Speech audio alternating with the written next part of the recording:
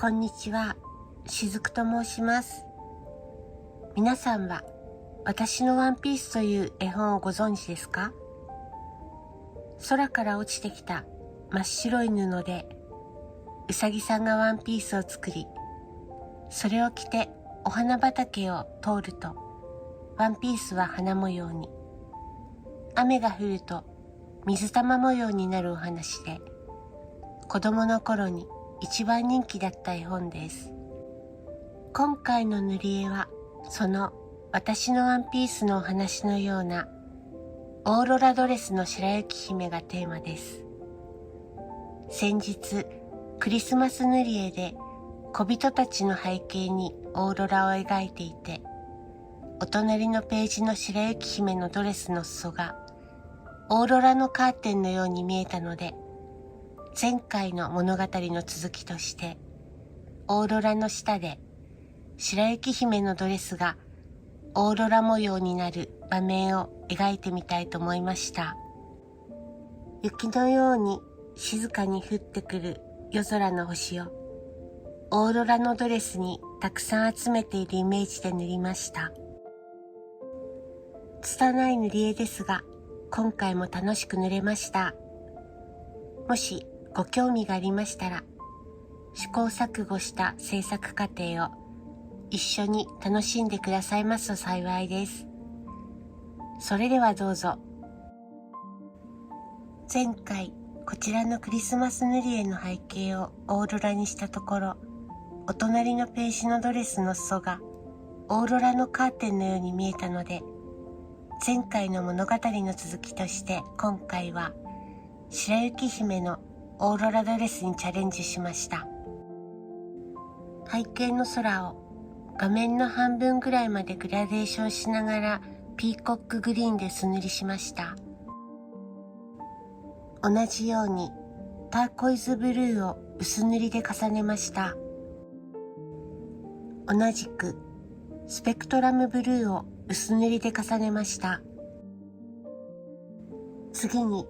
画面上部から4分の3ぐらいまでグラデーションしながらジェードグリーンを塗りました。夜空をイメージしながらスカートの裾に陰影をつけました。オーロラをイメージしてスカートの裾で一番明るくなる箇所を蛍光色の黄色で塗りました。ドレスのスカート全体にざっくりと陰影をつけました。スカートの裾の裏生地を夜空のように塗りました。ドレスの襟と上着を夜空のように塗りました。スカートの表生地をオーロラをイメージして塗りました。スカートの上部を夜空のように塗りました。このまま同じような色味でドレスを塗り続けるのがつまらない気がして、膨らんだ袖の彩色に迷ったので、とりあえず陰影だけつけてみました。膨らんだ袖を空の高い位置に出ると言われる赤色のオーロラを参考に塗りました。印刷で黒くベタ塗りされた白雪姫の髪がふっくらと見えるように陰影をつけて塗りました。白雪姫の肌にざっくりと陰影をつけました。ドレスの袖に青みのピンクを使ったので、お肌にも同じ系統のピンクを使いました。また、この時は白雪姫のドレスを長袖にして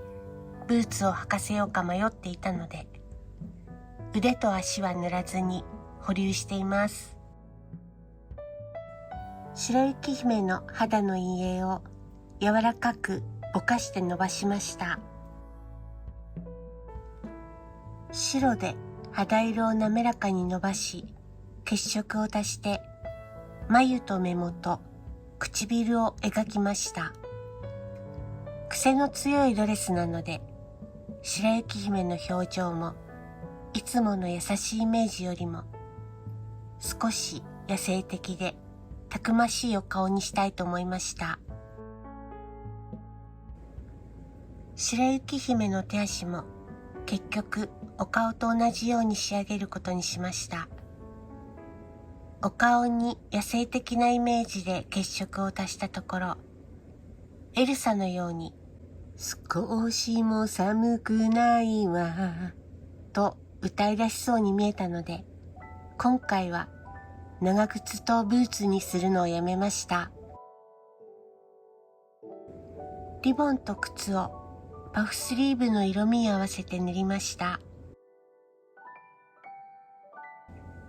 ドレスの裾にも赤いオーロラのイメージを足すことにしました。背景にオーロラの夜空のグラデーションを描いてみました。背景の右側にもオーロラの夜空を広げ、遠くのもみの木をざっくりと描きました。オーロラの夜空を塗り込み、もみの木も少し詳細に描き込みました。白雪姫にお化粧し、ドレスを手直しして、もみの木を雪で煙ったように描き込みました。ドレスの夜空に星を描きました。消しゴムで背景の夜空にオーロラのカーテンを描きました。夜空に三日月や星を並べて完成です。雪のように星が降ってくるのをオーロラのスカートを広げて拾い集めるような子供時代の空想や遊びを思い出して塗りました。また背景の雪原には小人たちが歩いたような一本道を付け出しました。この一本道の先には小人たちの待つ暖かいお家があるイメージです。白雪姫のドレスを長袖にしてブーツを履かせるかギリギリまで迷ったのですが、結局雪遊びやスキーのようにむしろ冷たい風が心地よいくらいのテンションで塗り進めました。寒そうに見えたらごめんなさい。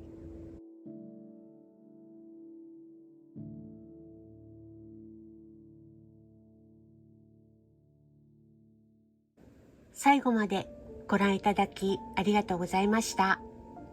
不定期更新ですが、今後ともよろしくお願いいたします。